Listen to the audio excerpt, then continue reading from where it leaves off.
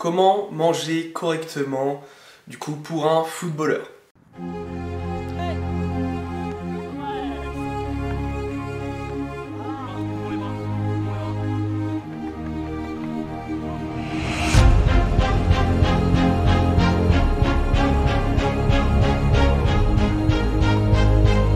Salut l'équipe, on se retrouve comme prévu sur une nouvelle vidéo sur la nutrition. La première vidéo où je vous ai montré vraiment les bases, ce que vous deviez manger à tous les repas, et je vous ai présenté en fait les 3 familles de macronutriments et plein d'autres choses.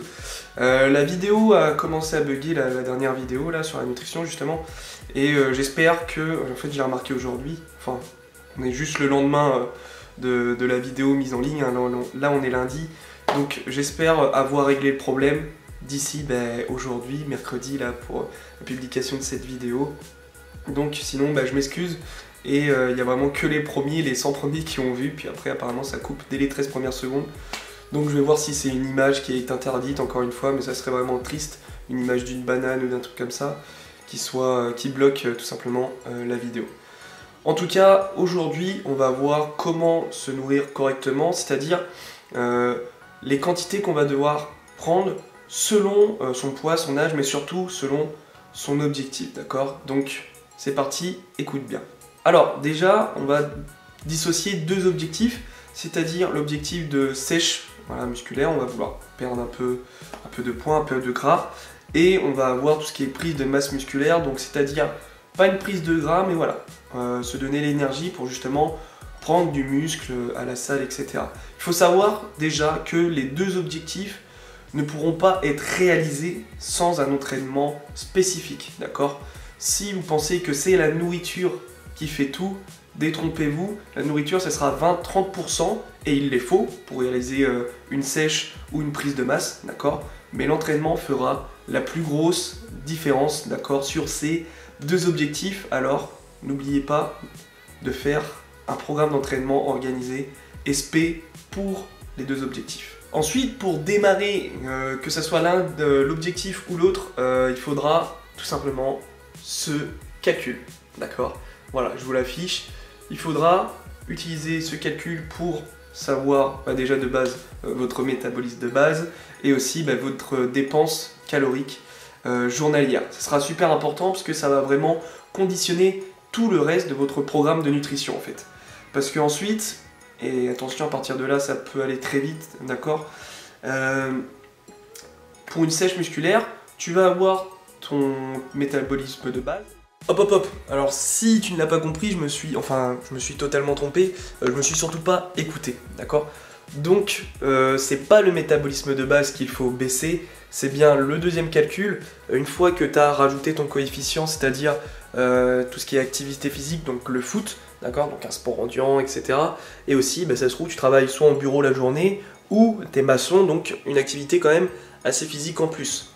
Ce calcul-là, avec ce coefficient, va te permettre de connaître ta dépense énergétique journalière, ok?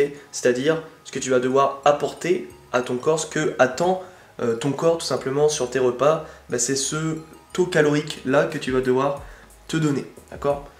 Mais pour tout ce qui est objectif du coup sèche ou prise de masse, donc sèche, ce calcul là, ce résultat de cet apport énergétique que tu dois te donner, tu vas le baisser de, comme j'ai dit, 200 à 500 calories, d'accord?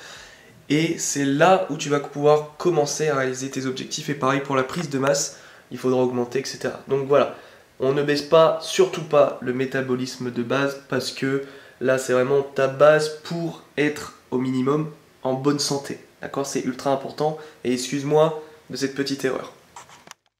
Tu vas devoir tout simplement le baisser, d'accord, de 200 à 500 kilocalories par jour, ok, pour ensuite perdre et sécher tout simplement, d'accord? Et je le répète, un entraînement sera nécessaire pour que ça soit vraiment efficace.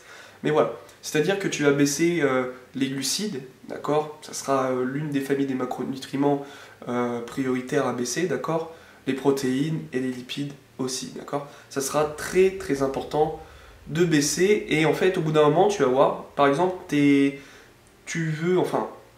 ton poids de forme, tu l'as vu que c'était à 72 kg, tu es à 75 kg, tu vas vouloir perdre tout simplement du poids et tu vas bloquer à un moment donné à 73,5. Voilà, donc c'est super, tu te rapproches presque de ton but, mais tu sens que tes performances ne sont pas encore optimales. C'est-à-dire que forcément, ton métabolisme, il aura changé, puisque tu auras mangé moins, tu auras fait peut-être un peu plus de sport, etc.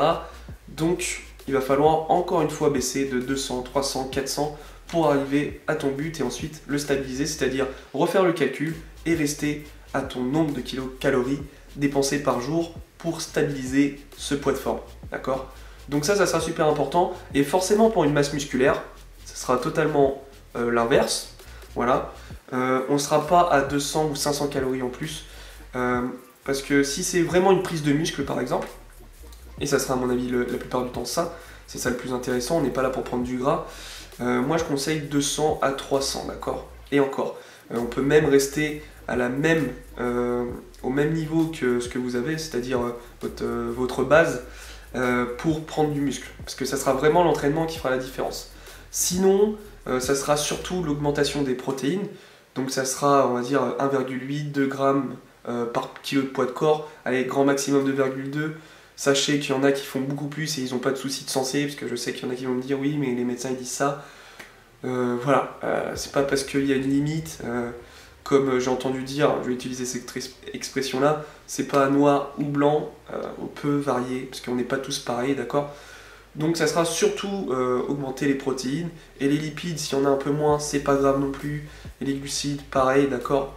Mais ça sera très important, tout simplement, de faire attention, grâce à ce calcul, à l'augmentation que vous allez donner ou la diminution selon votre objectif, d'accord? Même pour une sèche, si l'entraînement est bien mené, vous pouvez peut-être rester à votre, et c'est même ce que je vais vous conseiller en fait au départ, à votre base, en fait. Pas besoin de descendre, ça se trouve juste en faisant du sport, vous allez perdre du poids. Si vous voyez que ça ne fonctionne pas au bout de quelques semaines, là vous prenez ce que j'ai dit, vous baissez, puis ainsi de suite, d'accord? Étape par étape, et vous allez réussir votre objectif tranquillement. Donc, pour résumer cette très courte vidéo, qui est très simple à comprendre, vous allez voir un calcul à faire. Déjà, un objectif à choisir.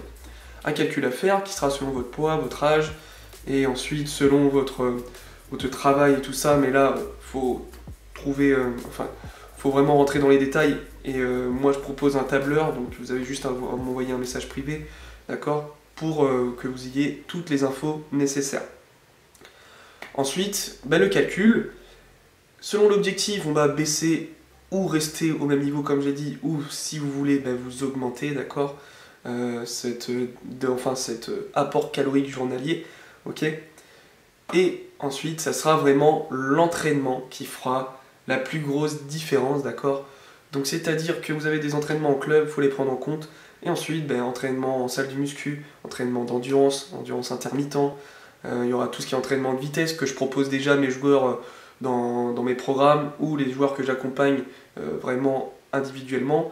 Voilà, donc ça déjà c'est calé, il n'y a pas de souci si on rajoute la nutrition, et c'est déjà le cas pour ceux qui sont accompagnés, mais pour toi qui écoute cette vidéo, qui va rajouter ce programme, voilà, ça sera hyper important.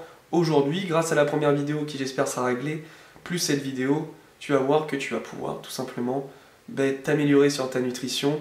Alors oui, au début ça sera long, ça sera chiant parce que tu comprendras pas tout, mais c'est à force d'essayer, ça sera comme tout. T'es pas endurant, tu vas t'entraîner sur l'endurance et à un moment donné, ça va venir. La nutrition c'est pareil, tu vas être perdu au départ, tu vas devoir peut-être peser, etc. Ça sera long, chiant, mais au bout d'un moment, tu auras ton truc calé au bout de quelques semaines et ça sera total régal pour toi. Il y aura juste des petits détails à régler pour être encore plus perfectionniste, ok? Voilà, j'espère que cette vidéo t'aura servi. N'hésite pas encore une fois si tu as des questions. Sur la première vidéo, j'ai répondu à pas mal de questions et je pense vous avoir bien répondu. N'hésite pas à faire la même chose. Sinon, je vous laisse là et on est ensemble pour réussir.